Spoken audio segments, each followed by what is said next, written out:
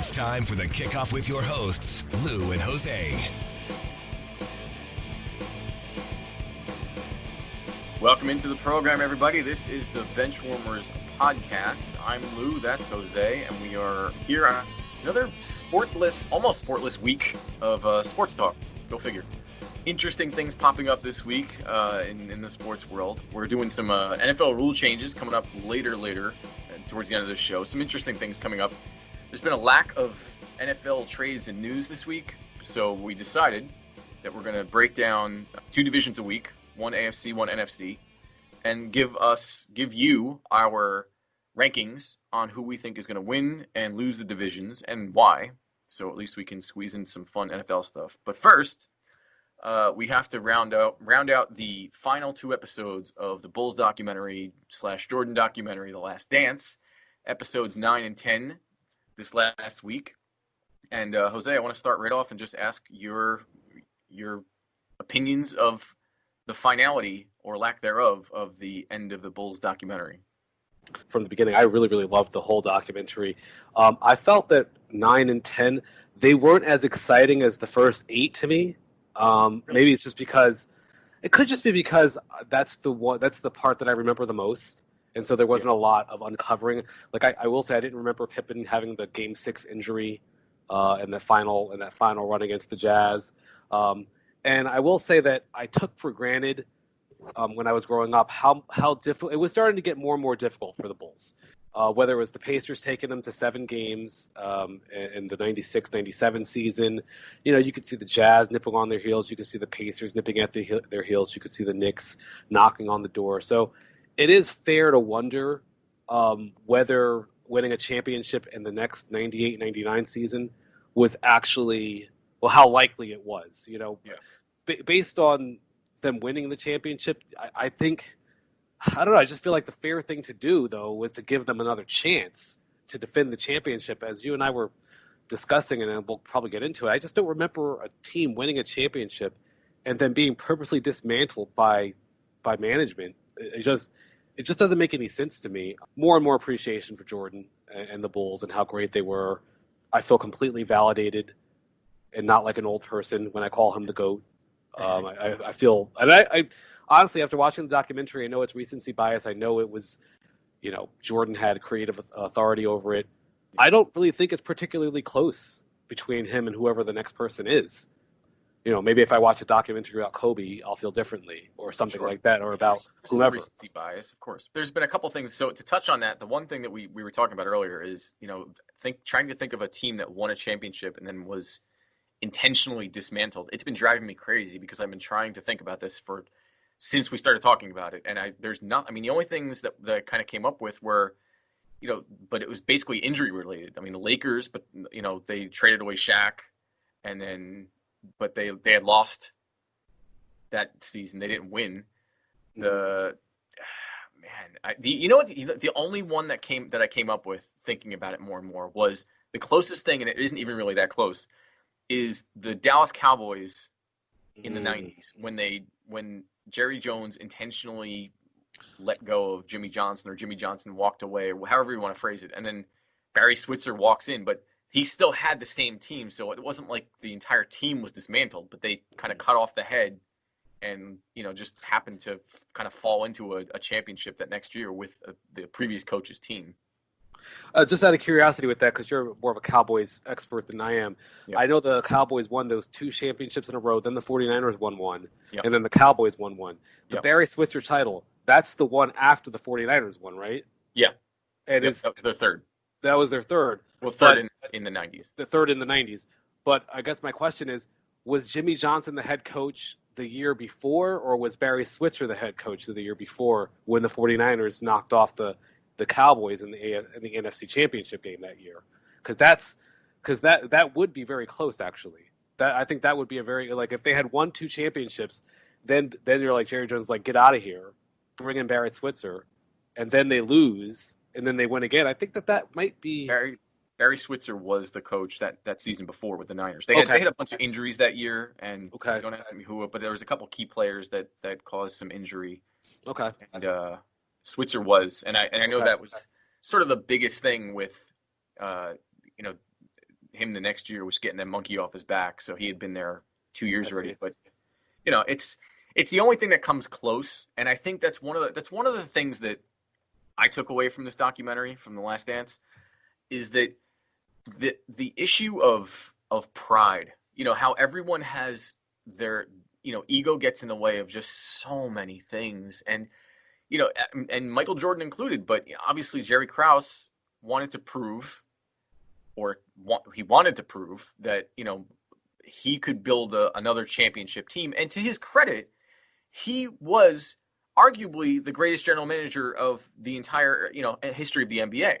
He built two teams with seemingly castaways and misfits for the most part, and except the one caveat is that he did have the greatest player in NBA history, which I guess you could say, well, he drafted, Krause drafted him, so he has to get some credit for that. I mean, in retrospect, obviously, it's like, well, who wouldn't take Michael Jordan? Well, there were two teams that didn't.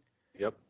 And it seems we take it all for granted at this point, but the idea that, ego made this team just get dismantled before its time is amazing. And it made me start thinking of other teams where egos has been an issue. You look at teams, it seems like those dynasties, they never last as long as we think they should. There's certain exceptions, but like the Warriors, for example, I mean, they won 3 out of 4, but it felt like, if they wanted to, if they had kept that team together and had Kevin Durant and Steph and Clay, and then even, I guess, Draymond Green, if they had all just gotten along, I mean, it felt like they could have won as many titles as they wanted to. And yet, Draymond and Durant kind of got in a fight and whatever, and he left and he went to the Nets and got injured, whatever. But the other thing, so I'm getting sidetracked for a second, but one of the biggest things that I took away from The Last Dance was this: the idea that as great as we look at Michael Jordan right now with his 6 titles, his double three-peat, triple double, whatever you want to call it, double triple, there's a chance that he could have won 9 titles. Yep.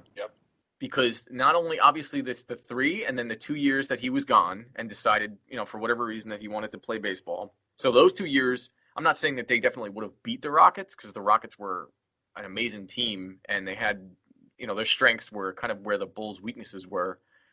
But then to hear Mike, talk about how he wanted to come back that last season, which I don't know if that's true or not, but it's just crazy to think that they could have went 9 in a row, and that's blows my mind to think. I mean, just think of how stratospheric Jordan would be, even compared to what he already is. He's the Babe Ruth of basketball. He's this mythic legend already, and if you added 3 more titles, I mean, come on. Also, if you added 3 more titles and then you give him those 2 extra years during the regular season, 2 regular seasons, I should say, when he wasn't there, his already amazing records his numbers would even be like whatever, add whatever numbers, whatever 30 times 82 is. Go ahead and add that to his points. Yeah. And think about where he would rank. Yeah, I mean, he probably would be second. Maybe, I don't know how far away he is from Kareem Abdul-Jabbar, but he'd certainly be around second all-time scoring. I think he'd be ahead. I think Kobe is second right now, or Karl Malone, one of the two. I'm not 100% sure there off the top of my head. But I think he would be right there. And, it's a great point. He would just be, I don't even know. I don't think we have a word in our vocabulary for what he would be if we had 9 championships instead of 6. I think they would just be like, there would have just been a word to describe people. It would have just been, oh, you're so Jordan. Like it would have been, they would have created. He's his own thing, but Kareem Abdul-Jabbar is in first place. Just to give you some numbers here. So he has 38,387 points. Karl Malone is second with 36,928 points. LeBron is third with 34,000. Kobe has 33,600. And then Michael Jordan is at 32, almost 33,000. So he was about 5,000 points away from Kareem. So I don't know if that was catchable. I mean, if you add 2 more regular seasons, though, well, no, because he did, yeah. I don't know. I'd have to. It's like 1.5 regular seasons, right? Because he missed one full season, then that next season came back in like May, or not May, but like, towards the end of the regular season, he came back in that second season. So you figure a full 2 years of Jordan in his prime. It's got to be another 4,000. I don't know what 82 times 30 is, but that's basically what he was averaging, 30 a game. Well, he averaged for a career. He averaged exactly 20 points a game. So I mean, exactly 30 points a game. Talking about Jordan? Oh no, yeah, you're right. I'm looking at one season. Sorry. Yeah. 30 points a game. Yeah, my fault. Yep. So 30 points a game times an 82 game season gives us almost 2,500 points. Okay, so 3 extra years. You're giving him let's say he gets 7,000 points. I mean, he'd be right there. Yeah. He'd be right there. I mean, he probably would have. I mean, yeah. And you figure also, that year that he, because I know part of his numbers were probably brought down a little bit by with his time with the Washington Wizards. You're learning a whole new offense there. You're on a whole new team with a new coach. It's not going to be the same. You got to think that if that last season was with Phil Jackson's Bulls running the triangle offense like they had been doing, you'd got to think his numbers would have been higher. You could see some of the physical wear and tear, and you could see some of the mental wear and tear. One of the things that I and I'm sure Jerry Krause knows this, but I feel like it's kind of taken for granted a little bit. It's so hard to win a championship in the NBA. It's so hard to break through. If you have a championship player or a championship team, you do not need to be in a rush to get rid of these players. Like, you need to be doing everything you can to extend the window. And I just, go decide to break up the team and then we're going to rebuild. Rebuilding doesn't mean anything. Like, there's been teams that have been rebuilding for the last 2 decades. Like the Knicks have been rebuilding for the last two decades, right? Like, that's what. Yeah. If you don't get those players at the top of the draft and hit on those players, and as you see in the NBA today, it's been basically the same throughout history. There's only about 5 or 6 players that you can win a championship with. Usually in the NBA, there's usually about 5 or 6 players.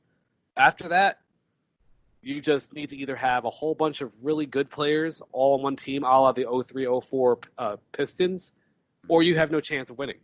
So to me, to have a championship team on your hands and just to let them go, to purposely rebuild, it doesn't make any sense to me. It's not a smart decision. I know Jerry Reinsdorf said at the end that it would have been, or kind of insinuated that it would have been financial suicide for them to bring everyone back at their market value, whatever that market value was. I was actually just going to bring that up too, because Reinsdorf with obviously he's a billionaire, so he probably knows a little bit better than I do about finances. But I'm no financial idiot either.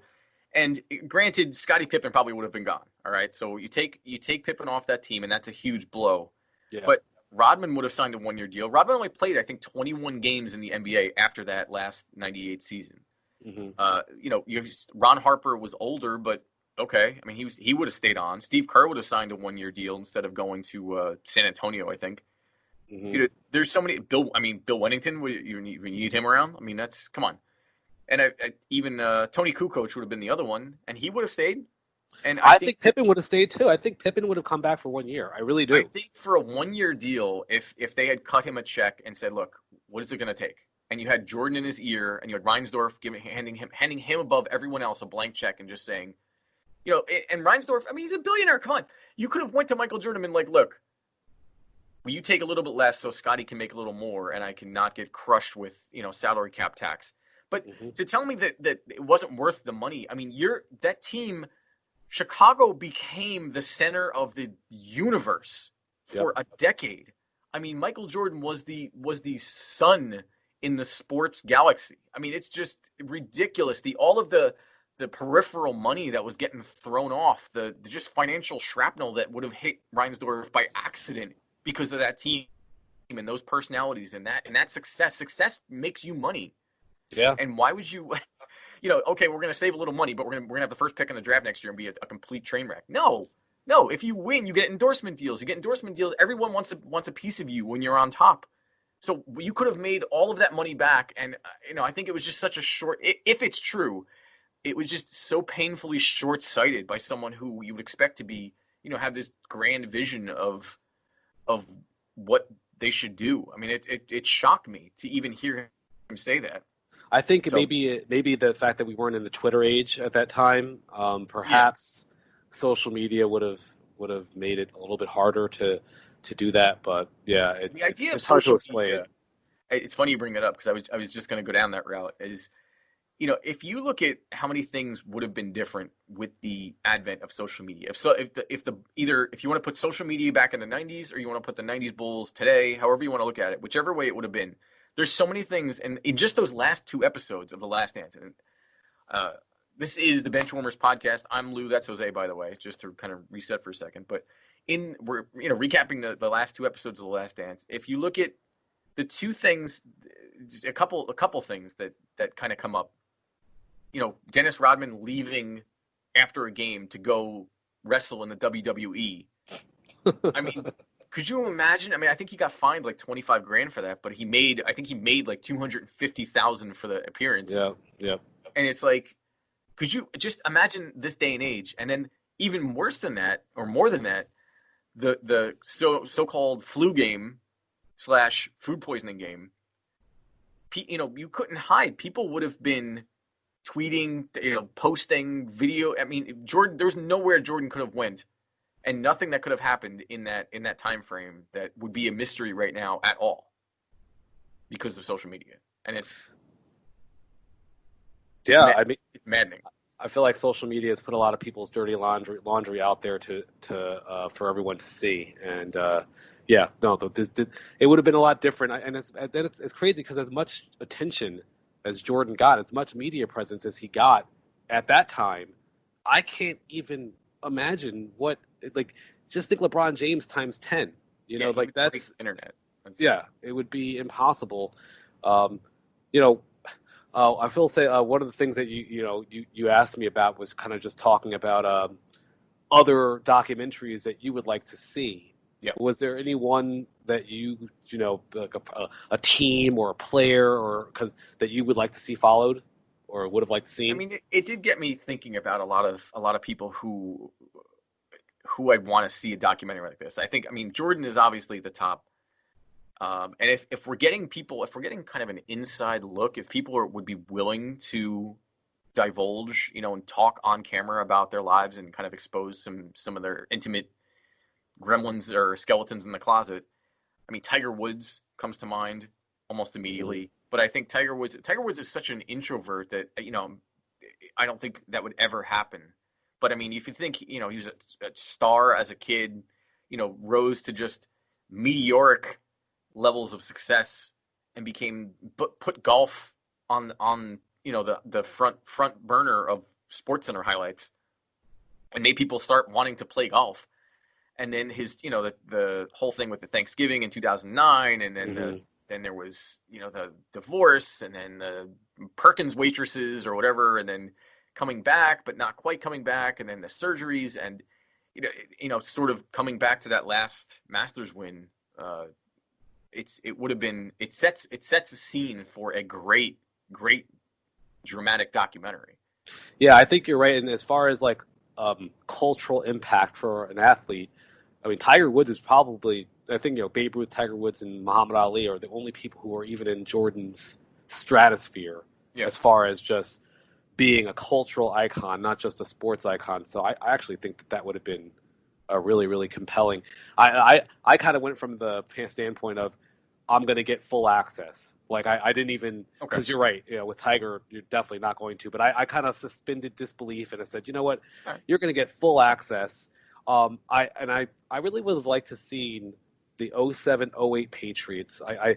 The title I have is On the Brink of Perfection. I think I'd have to work on the title, but that was kind of what came.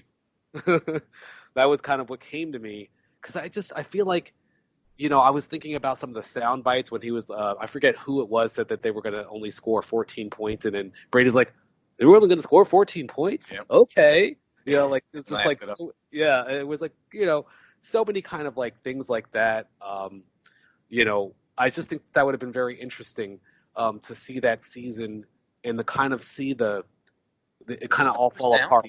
The personalities on that team alone. I mean, obviously you have Tom Brady, but then you had Randy Moss, you had Wes Welker. Don't forget that defense had Rodney Harrison, who was like, I don't know how many times the perennial dirtiest player in the NFL. Junior Seau, that was Junior Seau's swan song before everything went awry with him. I mean, they had, I mean, that was, I think, Mike Vrabel was on that team. Seymour still, I think. I mean, there were so many great players. I mean, Belichick alone, I would just keep a camera on him nonstop and just see if he has any facial movements whatsoever. Yeah, absolutely. I think that would have just been very interesting to just kind of compile all their response. Because one of the things I noticed that they did in this Last Dance documentary was kind of go back to old press conferences and things like that. And I just, to kind of see the responses that people had and things like that, I think would have been nice. They're just very interesting. Another person I thought of was Muhammad Ali after when he went to jail. I don't know how long it was that he was in jail for, but 2 years. 2 years. 2 years. The road back. To the title after I think that would be a pretty compelling documentary as well. Anything with Mike Tyson as well. I was just gonna say, speaking of boxing, Mike Tyson comes to mind. I mean, there's been a couple on him, but he's. I mean, again, talk about story arcs. He's got everything. It's initial early success being just an unconscionably dominant boxer at such an early age. Don King. I mean, you have the built-in antagonist right there, Don King, and all his devilish deeds, and then everything with his out of the ring antics and things that happen with what's her name, Robin Givens. Givens, that's it. Yep. I was like, I kept thinking Quivers. I was like, no, that's a different. Yep. Very different person. Yep. But then he also has the Renaissance where he comes back and now he's this like weed smoking comedic actor / face performer. tattoo. Yeah, and it's I think Mike Tyson from start to finish. I mean, there's been a couple of them, but I feel like I would never get sick of watching. Well, and also there's been a couple of films on Jordan as well. I think the focus of what you're actually talking about, not necessarily all of Mike Tyson, even though that would be interesting too, but like just because I think Mike Tyson's almost like a Greek myth, like a Greek tale, like where this hubris, he gets to a certain height and then he kind of gets full of himself. Then he has the tragic fall, losing to Buster Douglas, and then the fall from there after that. Yep. And then there's the return.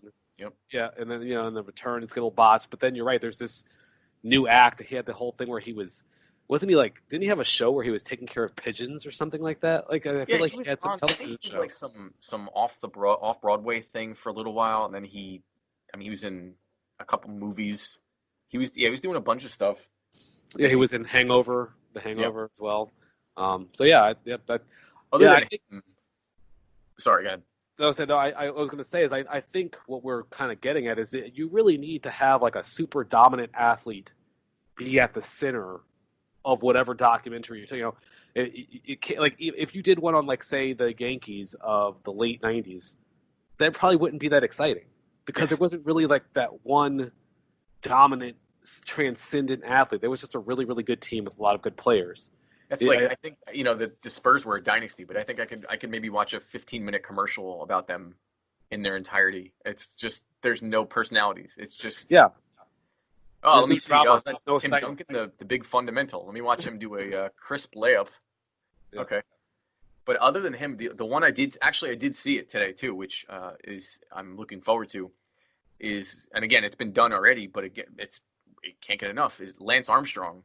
I think is phenomenal because again, he's this prolific success and just being the most dominant player for just years and years, and then to just not only be accused, but then to lie and try to destroy people that are accusing you with the charity and the Live Strong. I mean, how many people have you ever seen with those Live Strong bracelets? I mean, that alone was a phenomenon like nothing else. Do you know if he's actually talking, like he's actually going to be interviewed himself for that documentary, or are they just talking about him? I don't know. I hope so. I mean, I know You would that think the so. couple I've seen are just been interviews, like when he was on Oprah and things like that. Okay. But what's interesting to me though is with that specifically is the time period. It's like you had, it's almost like the steroid era in baseball, where it's like if you have everyone doing this, is it really an advantage, or is it just a disadvantage by not doing it? It's very interesting to me about that whole time, because the more you read up on it, the more you realize, I mean, EPO and doping, blood doping was just common practice in professional cycling. Yeah, I mean, it's about getting caught. If everyone in your class is cheating on a test and you don't cheat, but no one gets caught, then it's like maybe I should have just cheated because no one else got caught. But now, if everyone is cheating on the test and they get caught and you don't, well then, now you look like. I think that's my issue with and I'm getting a little off topic here, but with baseball writers not letting steroid guys into the Hall of Fame, just like. First of all, just because a guy didn't get caught doesn't mean he wasn't doing it. Right. And like we just don't know. We don't know who was and who wasn't doing it. And for us to be sitting here playing, judge, jury, and executioner, I don't know. I just have a problem with it. I think that the playing field was level, and they're acting like it wasn't. Elevated. Yeah. So the only other team I could think basketball wise, I mean, the Lakers. The Shaq Kobe Lakers, I think, would be phenomenal. I think yes. The Warriors, that Warriors team, sort of in that era where it was, they went from before and after Kevin Durant, I think would be really interesting. And I do think that Kevin Durant is a bit underrated. Maybe it's recency bias in the fact that we haven't seen him play in over a year. But I mean, I'd like to see some focus on just how talented Kevin Durant really is on top of everything else with that team. I think in the last point, just to kind of piggyback off that, I think actually it would be interesting to have like a documentary on just this era of basketball where players are kind of dictating the terms more so. Like, did it start with LeBron? Is there someone that we're forgetting about that maybe, decide to take their talent someplace else to try and form a championship team? I guess it started with Clyde Drexler, right, going to the Rockets to win a championship years ago. I think he was quoting somebody when he said that, as a matter of fact, and I can't remember who it is. But like, just kind of like players, because I think still it rubs people the wrong way a lot. It's just be interested to see like a history of just like players kind of taking control of their sports legacies in a way. Both positively and negatively, right? You feel like, oh well, it's not a manufactured, it's not a real championship because you had to go somewhere to go win it, and it's like, well, what do I do? Do I just wait for a championship team to arrive? It was Kobe Bryant. Oh. Kobe Bryant said it in 1996. He said, "I have decided to skip college and take my talent to the NBA." Oh, I don't know if that was I don't know if LeBron was aware of that, but I guess that's where I knew it came from somewhere else first. But yeah, anyway, sorry, I didn't mean to interrupt. Yeah, that's fine. No, I have nothing else really to say. I found that out. So, all right, I think we can. We're up against the clock, so we got to take a break. But coming up, some NFL. So back to the NFL. Down the road a little bit, we're talking some. There's a bunch of proposed NFL rule changes. We'll give you our vote, and you can see how you feel about them. But coming up next, we're going to do some division previews. We're doing the NFC and AFC East this week, and we're going to kind of rank them in order who we expect to win. And we're going to keep notes so we can look back on this. And instead, unlike a lot of other people that do this.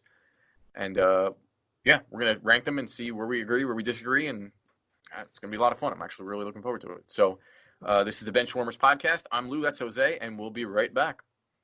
A social distancing tip. Putting distance between yourself and others is critical to slowing the spread of coronavirus. So here are ways to stay in contact without the physical contact part. Call, send a text, set up a video conference, post on social media, dedicate a song on the radio. If you have symptoms of fever, dry cough, and shortness of breath, call your healthcare provider before going to their office. For more info, visit coronavirus.gov. Let's all do our part, because we're all #AloneTogether. Brought to you by the Ad Council.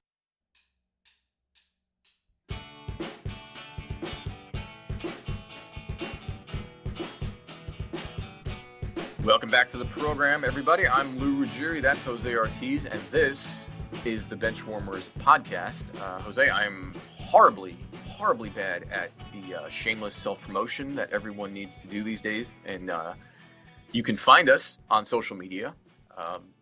We're the Benchwarmerz podcast on Instagram, on Facebook, the Benchwarmerz podcast at yahoo.com until we get our official website, I guess, at some point or another. Benchwarmerz with a Z because we had to do that for a lot of reasons. And so hit us up, let us know. We're trying to make this show the best we can. So give us, constructive criticism is always allowed.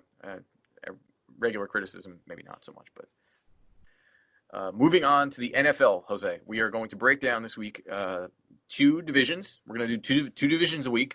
Rank them in order. We're not going to do specific records because that gets mathematically annoying, and I feel like it kind of bogs everything down because then if it doesn't add up, then it just sounds stupid if you have 15, 10-6 teams and it just doesn't. I don't like when people do that, and I don't really care enough to really kind of break down the math and do it that way. So we're just going to rank them in order 1 through 4. I want to know why you're ranking them. I'm curious to see if we agree or disagree on these 2. And so this week, and then at the end we can tally up, we'll do the division winners and we'll wild card and kind of predict the whole season. And then I do want us to be able to reserve the right to revisit this at least once before the season starts, with the idea that maybe there's some blockbuster trade or, hopefully not, but possibly, horrible injury that occurs and someone, obviously that changes the outcome of the season. So That being said, do you want to start AFC or NFC? Well, I'm right here on the NFC East right now, so I may as well just go ahead. So do you want to go last to first or first to last? I'm gonna go first to last, right? We want to start with the winners. Okay. The team I have winning the division in the NFC East are the Cowboys. To me, the Dallas Cowboys are set up. They should have a top 5 offense with Dak, Zeke, Amari Cooper. Gallup, Blake Jarwin, CeeDee Lamb. The loss of Travis Frederick at center to retirement really hurts them, but I think they're anchored very well with Tyron Smith and Zach Martin. I would have liked them to address their offensive line depth a little bit more in the draft. They did draft a center from Wisconsin in the 4th round. And I like the draft of Trayvon Diggs to replace Byron Jones, who they lost at corner. I also love that they have Andy Dalton as a backup quarterback, a capable guy who, if something happens to Dak, can step right in and certainly get you some wins. I love the Cowboys this year. I don't see any reason they should be below 10 wins. I know we said we're not going to get into wins, but just looking at them, they're stacked, they're loaded. They're the team to beat in the NFC East right now. Yeah. Unfortunately, I have to agree with you. I do think that the Cowboys will win the regular season division title. They did sign Aldon Smith. I don't know if you saw your old 49ers guy there. But I think the Cowboys will do it at least for the regular season because like we've argued and will continue to argue that Dak's regular season is usually pretty good. I mean, he averages, it's right around 4,000 yards. I think he averages like somewhere in the 20s for touchdowns and single digit interceptions. Mm-hmm. But he, the team around him, I think offensively they'll put up points this year with CeeDee Lamb, like you said, Amari Cooper, Michael Gallup. I mean, they have an offense of all offenses. And yes, I think the addition of Andy Dalton is great because there's not a whole lot of drop off going from Dak to Andy Dalton. I did see that Vegas said that Dak is worth, I think it's 4 points a game more to the team than Andy Dalton is, which I thought was interesting. And I guess I kind of agree with, but the fall off compared to some, to what it would have been from going from Dak to Cooper Rush or something would have been, just a tragic and completely the end of the season. So, and also if you're lining up backup quarterbacks, then he's going to be one of the best backups in the league. Yep. Sorry to interrupt you. Just want to go back. That's it. I mean, as far as division winner, I think for the NFC East, it's the Dallas Cowboys this year, barring any major injuries. But I think it's probably safe to say. I'm curious about your next pick, but all right. Who's number 2? I don't want to jump ahead. I mean, the next pick it has to be the Eagles. I think they Yeah, Yep. I think they overachieved a little bit last season. On paper, I don't think that they're that great of a team. Alshon Jeffrey and Deshaun Jackson aren't going to stay healthy, and they're asking Jalen Rager going to be asking Jalen Rager to be the number one wide receiver on the team in year one. It's a tall order, and I wasn't overly impressed with their draft. The reason they're second is mostly because the Giants and the Redskins aren't. I don't expect them to be very good this year. I think they're both at least a year or two away, and I feel like the Eagles, just based on what they have to be good for at least 8 or 9 wins, you would think. And so, I'm kind of them expecting them to be middle of the pack offensively, middle of the pack defensively, but just good enough to be a compete for a wild card.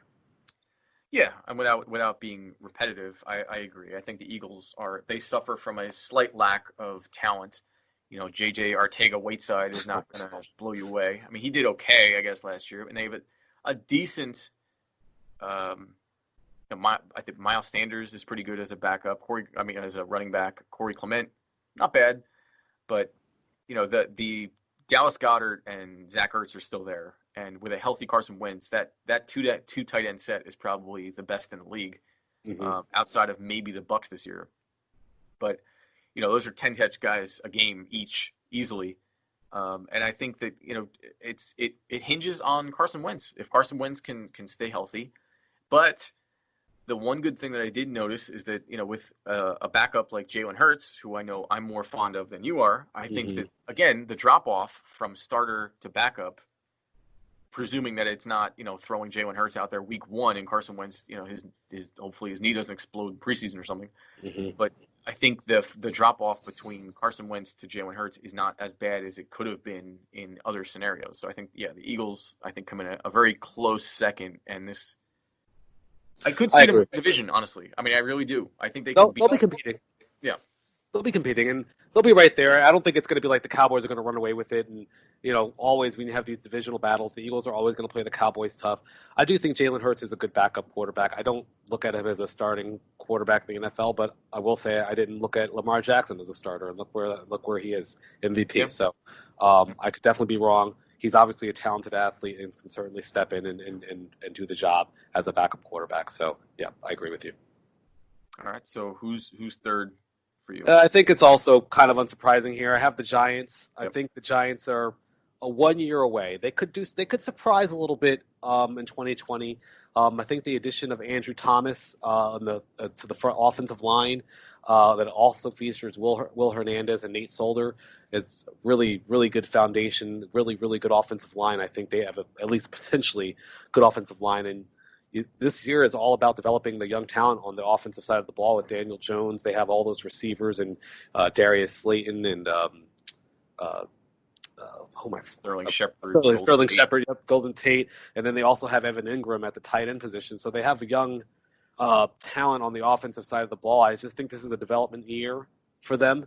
And I think they might be willing to take another leap and contend for a playoff spot in 2021.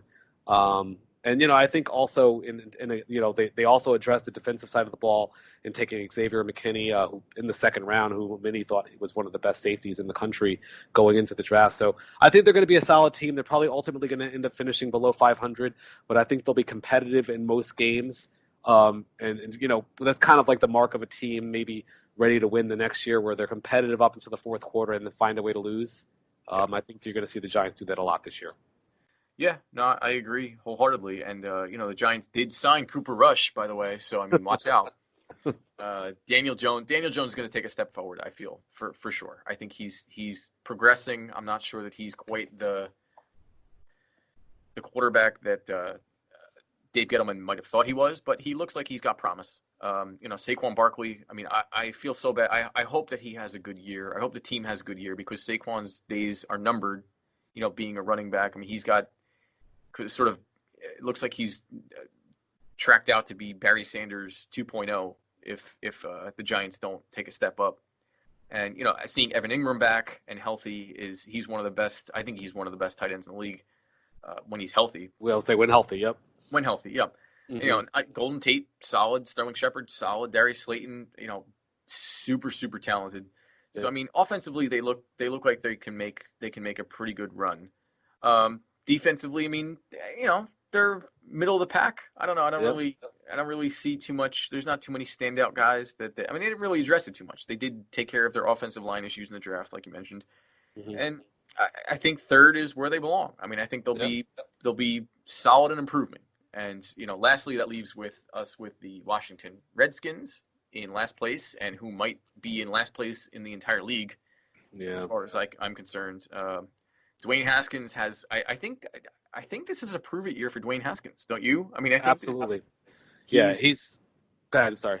No, he's. I mean, he's. It's only his second year, but I feel like with a new coach, and Kyle Allen is there to kind of, if Kyle Allen beats him out, which I expect him to, and they don't go to him, or if they do go to him and he doesn't perform at some point during the season, I think that Ron Rivera is going to be like, look, man, you're not my guy. So maybe Daniel Snyder might be able to fend that off for a while, but I'm going to be very curious to see how Dwayne Haskins, if he can rise to the challenge. I completely agree with you.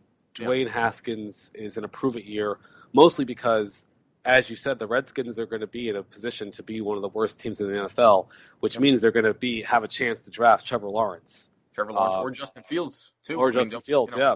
Either one. And so, if you don't prove this year that you're the guy, you're a franchise quarterback, you can't not draft one of these guys. You can't take a chance and let one of these guys pass you. No chance. And then you don't, and then all of a sudden in 2 years you let go of Dwayne Haskins because he is what you thought he was, not that good. So I'm sorry, go ahead. I was just going to say, I would like to see Alex Smith make a return at some point, but I'm not sure that that's ever going to happen again. So, yeah, I mean, I feel like there's not too much else to say about the Redskins. Dwayne Haskins in a prove-it year. I love Terry McLaurin on their team as a future top 10 wide receiver, in my opinion. But other than that, they don't really have a ton of. Their running back stable. They have Darius Geis. They have Adrian Peterson, who is still playing. They signed Peyton Barber from the Bucks. Yeah, I guess. If they make the team, I'll be surprised. But they have Antonio Gibson. They drafted in the third round at running back as well. I mean, and of course, look, you draft Chase Young for your defense. He's going to be an anchor for the defense. This is the team that needs a lot of a talent infusion. They need a lot of talent. I don't know if their second and third year guys are going to take a step forward this year and maybe make them look better. Maybe they'll be better than I expect. But I think they're going to be like a 2 or 3 win team this year at most. So I was just going to say over under 5 wins. Yeah, no, definitely under. Definitely, I would too. All right, 3.5 wins over under. Going under. I'm gonna go over by virtue of Chase Young. I think Chase Young's going to catapult them to at least 2 victories in some level. But do you think it's, just as a side note here, just kind of thinking about this, with Dwayne Haskins, Ron Rivera, I mean, what does it say about Cam Newton that Ron Rivera, the former coach of the Carolina Panthers, signed Kyle Allen, who was Cam's fill-in, instead of Cam to be the starting quarterback of the Redskins? Doesn't that... It seems like an indictment on Cam Newton. Definitely. I think Cam Newton, I don't think anyone who knows anything about Cam Newton is going to say he's some sort of great passer. He was a great athlete playing the quarterback position. And once you remove even a little bit of his athleticism, he becomes a very average to below average quarterback. And what made him above average was his athleticism. So I just, and what is he going into year 10 now? I forget exactly what it would be like. 2011. 2011. So going into year 9, year 10, something like that. So I just think that with Kyle Allen, he probably would have also had a cheaper price tag as well. Kyle Allen. I don't know what Cam Newton would have been demanding, but I would imagine Kyle Allen, having not won an MVP award, having not appeared in the Super Bowl, would not be getting the same amount of money that Cam Newton would be getting. And also Cam Newton's coming off of an injury. We don't even know if he's healthy because he hasn't had a chance to show he's healthy because of the coronavirus pandemic. Yeah, no, I agree. So, all right, so we have the same NFC East lineup from top to bottom, which I mean isn't super surprising, but I mean it's a pretty easy division to call. I think it's either do you think the Eagles are going to win the division or do you think the Cowboys are going to win the division? Yeah. And I think based on just on paper, unless you're an Eagles fan, you have to think the Cowboys are the better team. I mean, at least in the regular season, yes. In the regular season, yeah.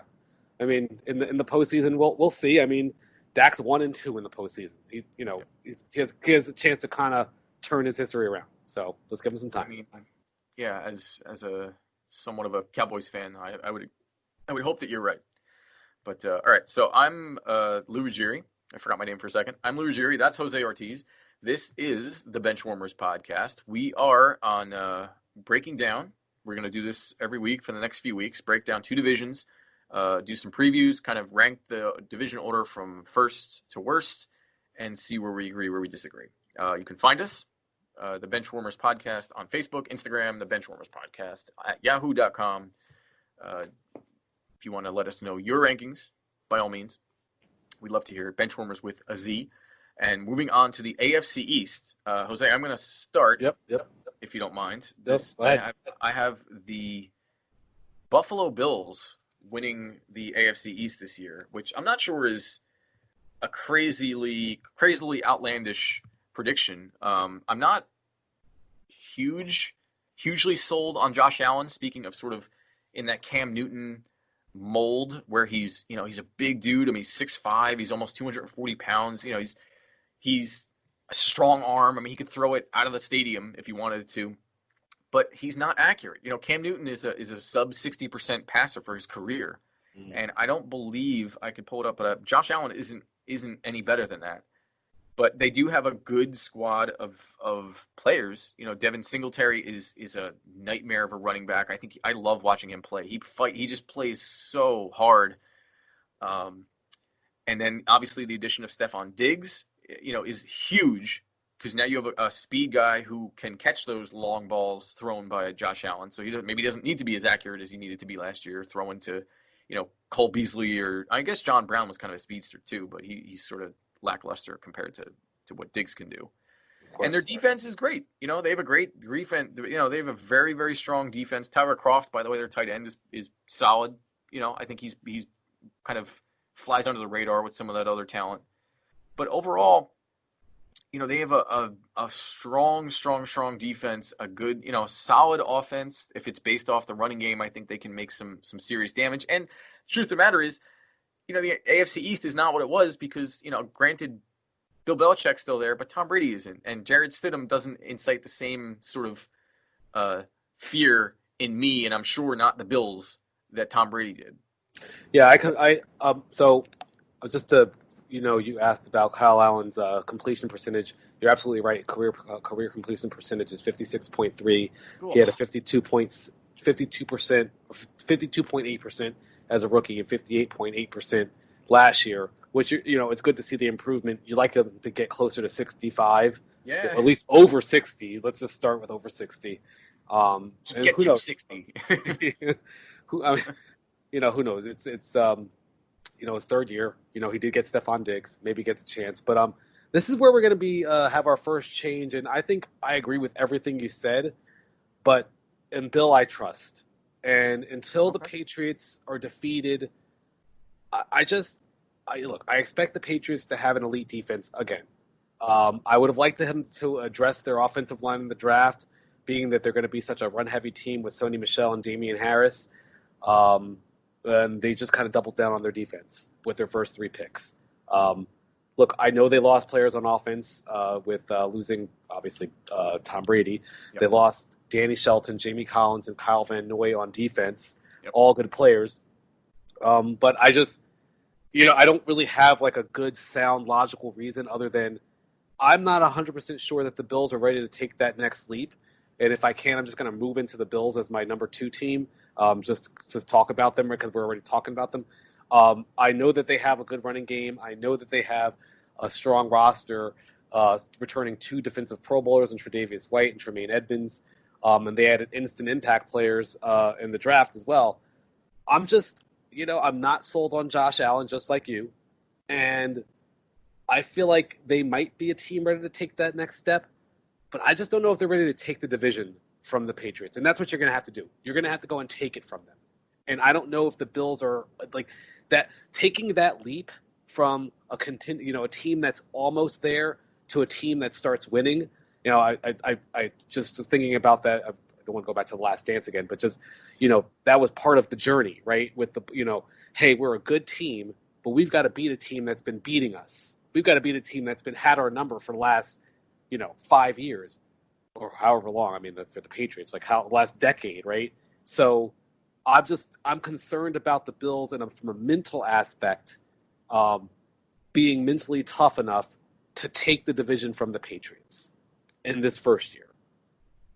I think, all very valid points. I mean, the thing, I have the Patriots number 2, so I mean, we're not really that far off. It's just that, the Bill, just for the record, literally, the Bills were a 10-6 team last year, and they added players. The Patriots were 12-4, and they lost their best player. And not just that, but I mean, well, I guess maybe you could argue Stephon Gilmore was their best player, but yeah, I was going to say that. Yeah, not going to get into that. They're over the course of time, their best player. Okay, fair so enough. Okay, and the thing is, it's not just the loss of Tom Brady, but it's the Brady, the effect that Brady had on that roster. I mean, it's a lot like, it's very Michael Jordan-esque. Where you're taking guys like Luke Longley and you're taking Ron Harper and you're taking Dennis Rodman and you're just, you're pushing them to heights that they could not get to with someone else at the helm. And so, I mean, as much as I think James White is a great receiving running back, Sony Michel's a better than average running back. Rex Burkhead isn't, he's about as good as he was on Cincinnati. There's just not, I feel terrible for Julian Edelman, who I think, by the way, just as a side note, I think that the Bucs should trade O.J. Howard or one of those tight ends and get a draft pick and Julian Edelman and rescue him. That would be a great trade. Great trade. Yeah. I think everybody wins in that scenario, but that's me. Mohamed Sanu's not scaring anybody. Marquise Lee, they signed, who probably won't make the cut. Absolutely. And then N'Keal Harry. I mean, what did he? He's going to do better with Jarrett Stidham than he did with Tom Brady. He was injured most of the season last year, so it's a little unfair with N'Keal Harry. I think he only played like 4 games at the end of the season. I'm not 100% sure how many games he played, but yeah, these are all fair points, though. I mean, but anybody else on that team and the defensive losses, for sure. Kyle Van Noy was a huge role player that went to Miami. And, Stephon Gilmore, he's one guy. I mean, granted, one great cornerback can do a lot, and Deion Sanders comes to mind, or Darrelle Revis comes to mind. But, there's only so much that one guy can do. And while I think that the Patriots are going to be a much better defensive team this year, which is scary to say because they were so good last year. I think Bill Belichick is going to be going back to his roots. I mean, I think he's going to be doing, making them into a defensive-minded team even more than they were, and without, having to acquiesce and not that maybe he was doing it that much, but I mean, you can't ignore Tom Brady, who wants to throw the ball. It's just, I don't know. I think just the last thing I'm going to say about the Patriots, I just think they're going to have a lot of low-scoring games, right? And it's going to be a lot of low-scoring, close games, 1-score games. They're not going to blow anyone out. They're not going to get blown out. And I think in a 1-score game, I just really, like I said, in Bill I trust. I think he's going to pull out a lot of those games. I think that's what's going to happen. They're not going to take a lot of chances. They're not going to give up a lot of short fields. They're not going to give up a lot of turnovers, and they're going to really force you to beat them the hard way. And I think the Patriots will be able to hold on and win the division one more year. Yeah, no, I agree. And I think so. Next up, I will tell you that the next pick was very hard for me. Picking third in the NFC or AFC East, is difficult. And this, I think it might be one of the most difficult things that we do all year with this little divisional breakdown. But I'm actually going to, I think this is surprising, but I'm going to say that the Miami Dolphins come in third place in the AFC East this year. And there's a few reasons that I think that, Tua, drafting Tua is not going to make a big impact, but having Ryan Fitzpatrick, Fitzmagic can win you 5 games and then lose you 5 games. Mm-hmm. But, I think with him on board and, being in sort of a teacher role to Tua, and I mean, Josh Rosen's still there, don't forget. But I think that he can make people, he can surprise you, even though he's surprised us before. He might still surprise us. They They signed Jordan Howard. They signed Matt Breida, both great running backs. Devontae Parker was actually really good last year. And, Albert Wilson is solid. They signed Allen Hurns, which, maybe as the third wide receiver. But, overall, just their culture itself with Brian Flores, I think, is going to be different. And it's as much as it is a belief in the Dolphins culture as it is a disbelief in the Jets culture. And I think that, it's more of it's not so much that I believe in the Dolphins. It's just that I don't believe in the Jets because I just think that they're just a train wreck. And I don't think that they've shown any reason why that's going to change this next season. So if our listeners don't know this, you and I were born on the same day and often have a lot of the same thoughts. You basically I thought I was having this groundbreaking bombshell. Oh, the Dolphins are going to be the third team. This is going to create all this sort of argument. And you're basically echoing a lot of the same things I said. I picked the Dolphins as the third place team in the division. For me, the pieces are in place. They have a young quarterback and a veteran quarterback. A veteran quarterback who's proven that he's a capable starter. He's not elite by any means. No one's confusing Fitzpatrick with a Hall of Fame level quarterback, but he's a competent guy who can go out there and win you 5 or 6 games, as you said, and either be the bridge to Tua later in the season or just play the whole year and then let Tua start next season. They have capable running backs. I don't know if I would call them great, but, Matt Breida and Jordan Howard are good to above average running backs. They have a strong wide receiver core. You mentioned Devontae Parker. Let's not forget about Preston Williams as well. And then the good tight end and Mike Gesicki. They have an elite cornerback in Xavier Howard, strong defensive unit. They brought in Kyle Van Noy. They brought in Byron Jones from the Cowboys. Then they drafted 4 offensive linemen. The Byron Jones from the Cowboys, right? Byron Jones is the Cowboys. Yeah, Van Noy was from the Patriots. Yeah, sorry. Yeah, no problem. Drafted 4 offensive linemen, including Austin Jackson in the first round. I just love everything they did this offseason. And a few weeks ago, we said that the Dolphins had to have a perfect draft, especially in the first 3 rounds. And, I guess we'll see. But I liked everything that they did. And just to, I think what I wrote on the top of the Jets is on the top when the Jets as my 4th team, I put Adam Gase is a terrible coach who does not maximize offensive talent. That's literally the first sentence that I have written down. And while I think this is a development year for the Dolphins, and I think they're going to be scary in 2021 or 2022 if these pieces grow the way I think they can. I look at the Jets, just to transition right over to our 4th team here, and Adam Gase has shown that he doesn't maximize offensive talent, and if you don't maximize offensive talent, you're not winning many games in the NFL. It's just not going to happen. If you're not getting the most out of your quarterback, your running backs, your receivers, which Adam Gase has repeatedly shown that he's not doing that, then how are you not going to do it? How are you going to win?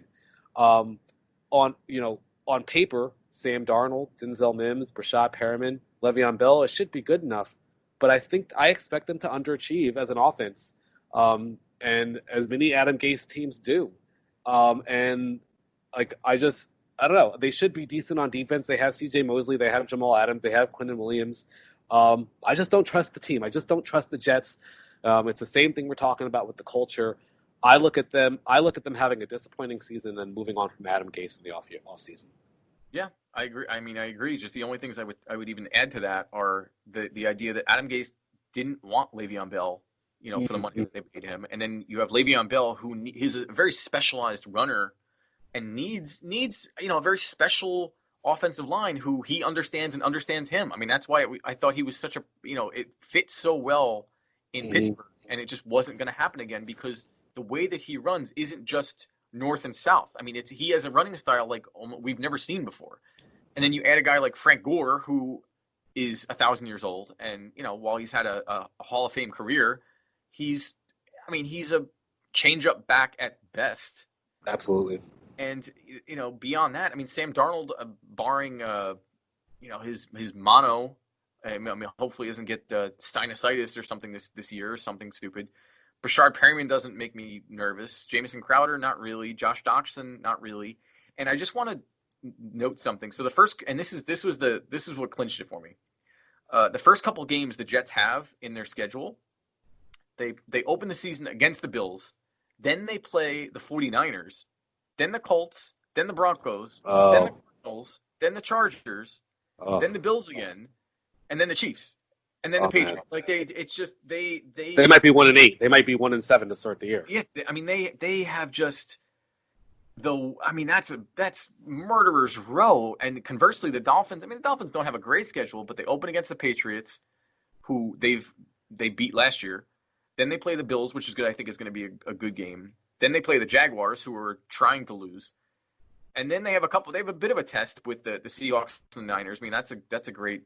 And then the Broncos. But I mean, overall, I feel like the Jets could start off just in such a hole that I don't think that they have the mental fortitude as a team, like you're saying, headed by Adam Gase. I think that it's just going to implode, and we're going to see that them just drop to the bottom of the division and disappoint a lot of people. Let me ask you one question before we move on from this. Yep. So if the Jets, let's say they end up winning 2 games and have the number 1 overall pick, do you hold on to Sam Darnold, or do you draft Trevor Lawrence or Fields? Man, that's...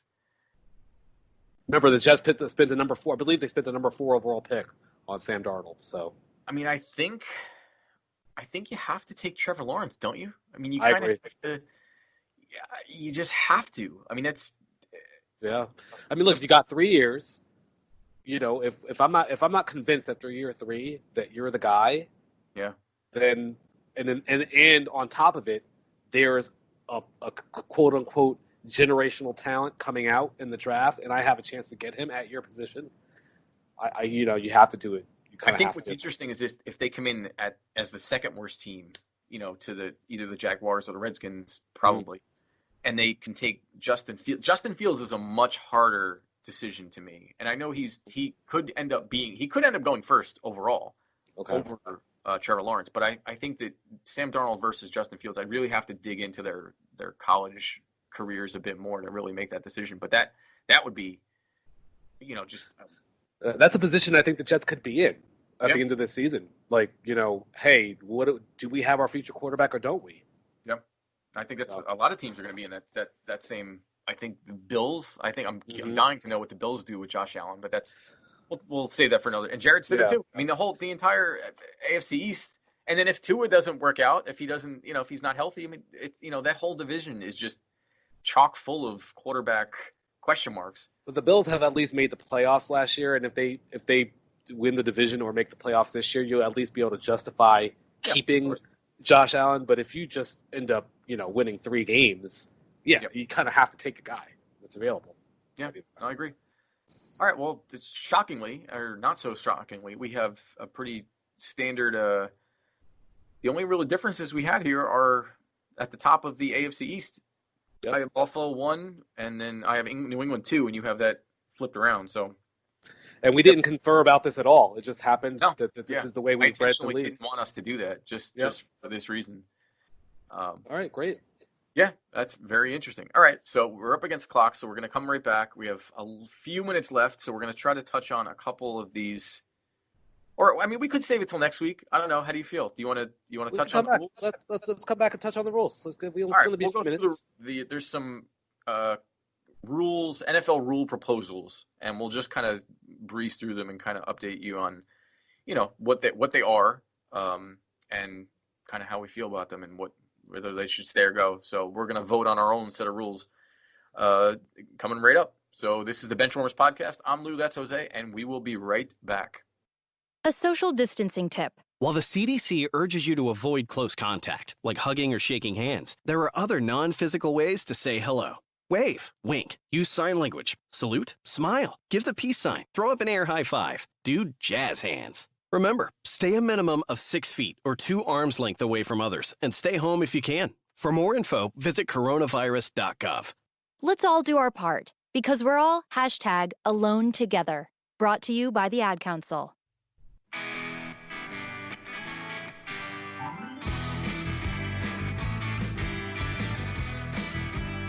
Welcome back to the Benchwarmerz podcast. I'm Lou, that's Jose, and Jose, another week sans sports for the most part, and somehow we've filled up an entire show of sports talk. So we have one more item to get to, or a couple items, one more thing to get to with a couple items in it. The NFL has some rules proposals that came out this week, and I kind of wanted to get your opinion and give you mine about them, and just kind of gloss. I mean, we have to spend a lot of time talking about them, but I feel like they're interesting enough to kind of touch on a little bit. The first one that I saw was defensive player protection. I'm just reading these off the Operations NFL website. Expand defensive player protection to add to a kickoff or punt who is in possession of the ball but has not had time to avoid or ward off the impending contact of an opponent, which is essentially defenseless receiver for kickoffs or punts, right? Yep. And I don't know. I mean, I understand that the NFL is trying to get rid of they're trying to phase out the kickoff and punt because a lot of the biggest concussion issues come from kickoff and punts. So I understand why they're doing it. I don't know. It's sort of just whatever for me. Yeah, I agree with you. I think it's a valiant attempt to try and reduce injuries, but I think it's too tough to officiate, and it's even tougher on a kickoff coverage that you're supposed to be running down full speed, and now I have to give the guy a second to gather his bearings when he catches the football. Like it's too much. So I'm I think the only thing with that they could do is take a page out of the XFL's book with their kickoff procedures, where they kind of had everybody just standing up. And I forget exactly how it was, but they had it set where they avoided that, and I think maybe that would be the easiest thing to do. But the next competition proposal was by the competition committee, is to prevent teams from manipulating the game clock by committing multiple dead ball fouls while the clock is running. And this is straight off of the Titans Patriots playoff game last year, where Mike Vrabel basically out Belichick with a kind of a weird little loophole in the rules, and kept running out the clock by committing fouls and just running down the clock so that the Patriots wouldn't have time to do it. Which, not only is it questionable in its ethical standpoint, but more importantly, I think this is why the rule is there, is that people at home watching, audience, it's like the end of a basketball game. Like, nobody wants to see, over and over, like the last 2 minutes of a game take 30 minutes because of fouls and penalties. It doesn't play out well. It doesn't look well. It ruins the flow of the game. And it's just, I think that it's a good rule to have. Yeah, I agree with you. You actually had to remind me that this was what happened in the Titans game, because I just remembered Derrick Henry running all over the Patriots, but and everyone else. No, but anything you can do to stop the stupid shenanigans with people trying to run out the clock. I'm all for anything like that. So yeah, I'm in favor of the rule. I agree. Then there's a couple of rules that were submitted by teams. Mm-hmm. The first is to expand automatic replay to include scoring plays and turnovers negated by a foul or any successful or unsuccessful try attempt. So this, I think. What's that? Good. No, I'll let you finish. But I was just going to say that I think it's a nice idea, but I think it would slow pace of play too much. I just think there's too many times where this happens, and it's just the games move slow enough with the replay as is. I just think, it sucks, but you just have to live with it. Yeah, I mean, I think in theory it's a good idea because, nobody wants a 40-yard touchdown pass to be called back by a phantom hold. Mm-hmm. But I think that, taking the time out to kind of have to go through and watch. I mean, how do you, to frame by frame somebody grabbing somebody's jersey? I mean, there's holding on to play. So I think in theory it's a good idea, but I think in practice it's going to be just a complete failure, and it should. I hope it doesn't pass, honestly. Absolutely. Next one, provide an alternative to the onside kick that would allow a team an opportunity to maintain possession of a ball after scoring. So this is the 4th and 15 from the teams from your own 25-yard line. And this, at first, I was vehemently against. But then when I read that the idea is that you might be able to be given the choice if you wanted to kick an onside kick or go from 4th and 15 on your own 25, I actually like that better. That it's an option. I thought that they were trying to just completely get rid of the onside kick completely and just do this 4th and 15 thing. I think it's sort of the the 2-point conversion addition to the offense. It's a choice, and I think I'm not. I'm not sure where I stand on it. I think I like it, but it's a big change. I'm going to say I prefer the traditional approach here. If it was, because I think 4th and 15, it is from their own 25, so there is that big detriment. But I think 4th and 15 is much, much easier to convert than an onside kick. Like, I don't know what the numbers are. The number, so I can actually tell. I looked this up earlier. It's something to the effect of, I think the onside kick has a recovery rate of right around like 10%, roughly. Okay. And then 4th and 15s are more than double that. Yeah. So there's a much better chance of converting a 4th and 15 than converting an onside. I think I would like to see like 4th and 25. Like something really, because why wouldn't you just do that every time, especially if you're losing? Why would you go for the onside kick? What would be the purpose? Like, unless you felt like you have like some kicker who's just amazing at kicking the onside kicks, and the best hands team on the yeah. But like, and even further, like if I'm like, if I'm up or I don't know, like certain quarterbacks, like I think Andy Reid was talking about having Patrick Mahomes. I'm like, heck yeah, like if you have a really good quarterback, 4th and 15 is not even really like that big of a deal. Like, I mean, the only thing is from your own 25. I mean, so I guess if you miss or whatever to give the other team the ball right in your zone. But I just think they'd have to make it harder, like 4th and 25. Then I'd be into you're basically giving up a field goal at minimum. Yeah. So I don't know. I kind of want to revisit it. I'm not sure how I feel about it yet. So we can come back to that eventually, see if and when it passes. Next up, let's see, this was submitted by Miami to provide the option to the defense for the game clock to start on the referee signal if the defense declines an offensive penalty that occurs late in either half. This one, I think it's a good idea. I guess, the defense can say no.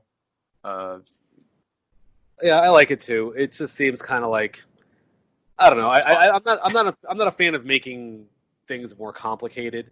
Right. And I just feel like it's going to be easy to forget. And I just, like, I like it when I know I'm watching a game and I just know the rules. Like, I know what's going to happen. And I think this is one that I could easily forget. So, but I still am in favor of it. Yeah, I mean, I think it's a fine idea. And then the last two are kind of combined, where it's basically, add a booth umpire and then a senior tech advisor to the referee. So basically, this is the quote-unquote sky judge referee. Mm-hmm. And I think that this is woefully overdue. Absolutely. It should have been implemented, decades ago. Because I mean, there's nothing more embarrassing. I don't.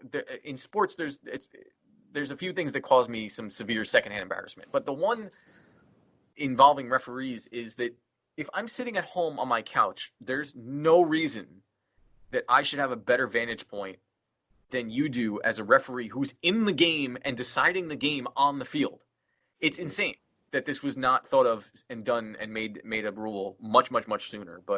And honestly, even when you add that, like on top of that, like I would think that they would improve the speed with which you get these, if there's a challenge or something like that, like you would be able to get these things done more quickly. Because that's one of the things I get annoyed with the challenges. Sometimes, we're sitting there watching it, as you said, it for like 30 seconds. It's so obvious that the call is one way or the other. And yet it takes them so long, it seems like sometimes, to get the call right. And I just think having an extra judge, booth umpire, would certainly, hopefully, I should say, speed up the process a bit. Yeah, I agree. And that'll do it. I mean, that was quick and easy. And we can revisit these if we see when they pass, if they pass, or which ones pass.